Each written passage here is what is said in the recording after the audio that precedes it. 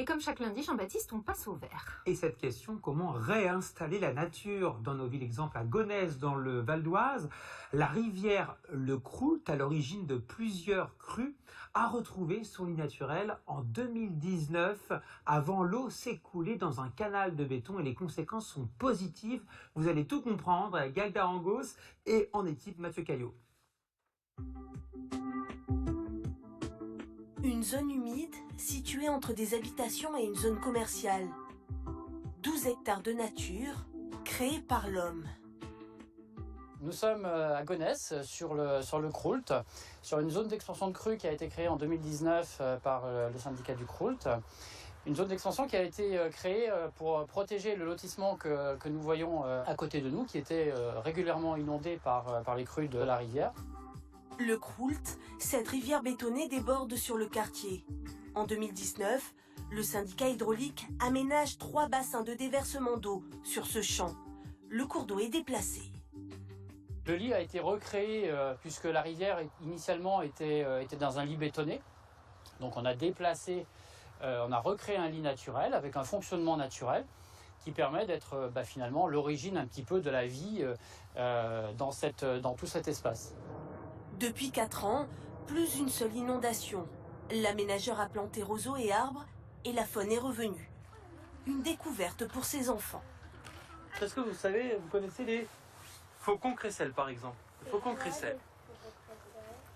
Un grand prédateur, c'est un rapace, un peu comme l'aigle. Lui, il va chasser dans des espaces ouverts comme ici.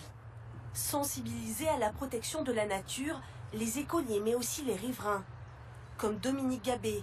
Elle se promène ici tous les jours.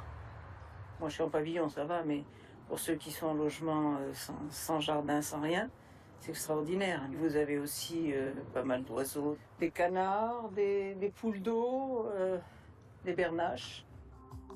Cette zone humide vient d'être classée en espace naturel sensible. Elle reste toutefois menacée par la pollution, les incivilités et l'expansion urbaine. Notre journaliste Gaël Darangos nous a rejoint. Bonsoir Gaël. Alors cet aménagement est une réussite. Il est cité en exemple partout. Quel fut le coût de cette opération ? Environ 4,5 millions d'euros. C'est l'argent déboursé par les collectivités territoriales pour racheter le terrain, faire l'aménagement et puis faire les études depuis 4 ans. Il n'y a plus d'inondations et c'est un tel succès que le site devrait être agrandi dans les prochaines années. Alors autre point positif pour le retour de la rivière Le Croult dans son lit naturel, c'est la biodiversité. Oui, en tout cas, c'est le constat qui est fait par l'Agence régionale de biodiversité. Alors, depuis 2020, ces chercheurs mènent des inventaires sur la faune et la flore présentes au cœur d'une zone commerciale et les résultats sont pour le moins étonnants. Je vous propose d'écouter le responsable de cet inventaire.